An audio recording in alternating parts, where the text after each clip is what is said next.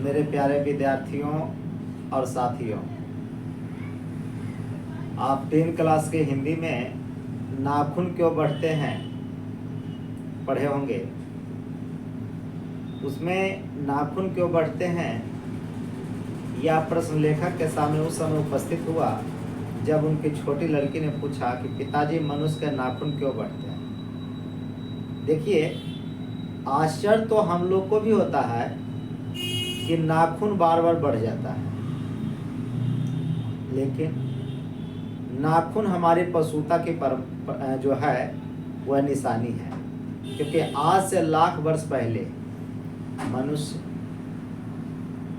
पशु के समान था, यानी वन मानुष था।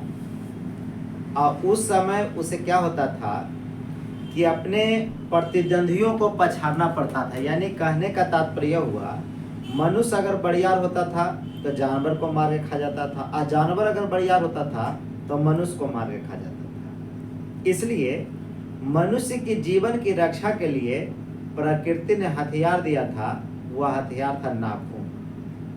देखिए, प्रकृति ने जिसे भी जन्म दिया उसे अपने जीवन की रक्षा के लिए हथियार दिया। एक छोटा सा पिपरी भी अगर किसी को काटता है तो अपने सामर्थ्य अनुसार जो है वह नुकसान पहुंचाता है। उसी प्रकार से मनुष्य की जीवन की रक्षा के लिए उसका हथियार था नाखून। बाद में अनेक अस्त्रों शस्त्रों का निर्माण किया, वो हम आगे बताएंगे।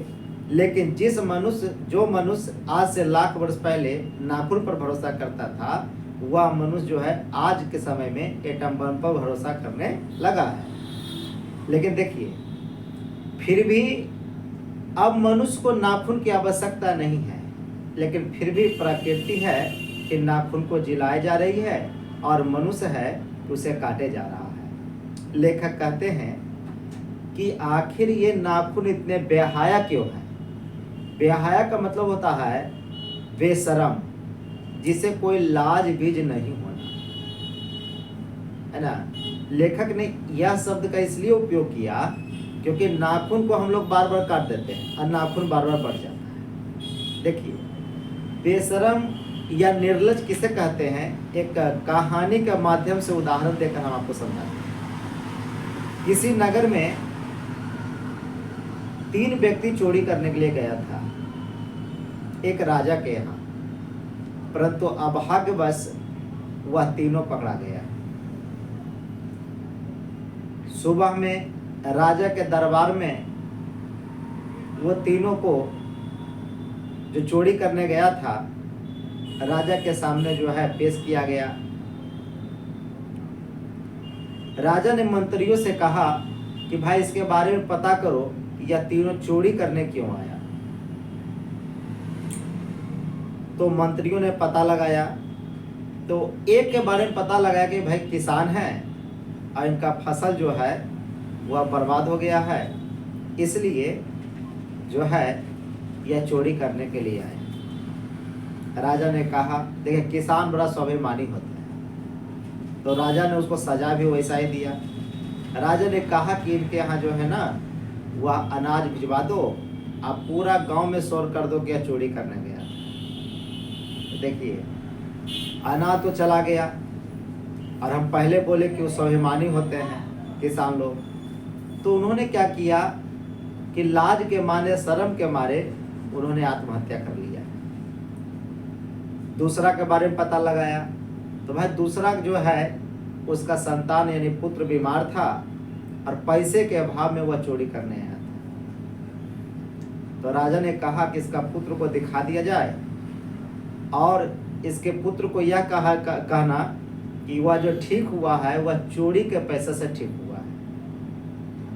वो भी लाज के मारे जो है अपना बस्ती, अपना नगर, अपना गांव छोड़ करके जो है वह चला गया, कभी फिर लौट करके वापस नहीं आया। तीसरा के बारे में पता चला कि भाई ये तीसरा जो, ये तो नामी लंढा चोर है।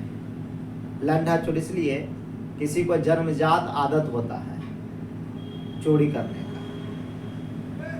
तो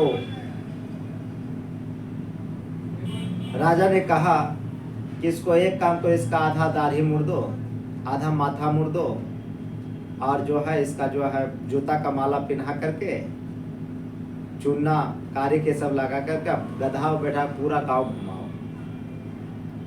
पहले ये सब जो है देखने को मिलता था, अब तो नहीं बराबर देखने को मिलता है, लेकिन पहले ये सब ज़्यादा होता था। तो जब उसको पूरा गांव घुमाया गया ढोल नगाड़े के साथ, तो जब वो अपना घर के पास से गुजर रहा था, तो गांव में देखिएगा 2 पलिया के बाड़ी होता है, एक जोता पल्ला खुलता है, एक जैसे ढका हुआ रहता है। तो इसकी पत्नी जो है मैंने बार बार हुला करके देख रही थी, इसका नज़र अपनी पत्नी पर गया, या वहीं से कहता है कि सुनो, एक जो है दमदमा हुआ साबुन और बढ़िया जो है सेंट वह निकाल करके रखना, हम गांव वाले को ही जो है वह पूरा गांव जो है वह घुमा करके आते हैं। अब देखिए, चोरी किया वो, गधा पर बैठा हुआ है वो, माथा मुड़ा हुआ है उसका, कारी चूना लगा हुआ उसका, जूता का माला पहना हुआ है वो, और जो है वह पूरा गांव वाले को ही जो है उल्टा कह रहा है कि हम घुमा करके आते हैं। तो इसे ही हम कहते हैं निर्लज अपराधी। और प्यारे विद्यार्थियों, जो नए पुराने सारे विद्यार्थी हैं और जो भी भाई हमारे चैनल से जुड़े हुए हैं, हमारे चैनल को लाइक करें, सब्सक्राइब करें और बेल आइकन को दबाएं, है ना।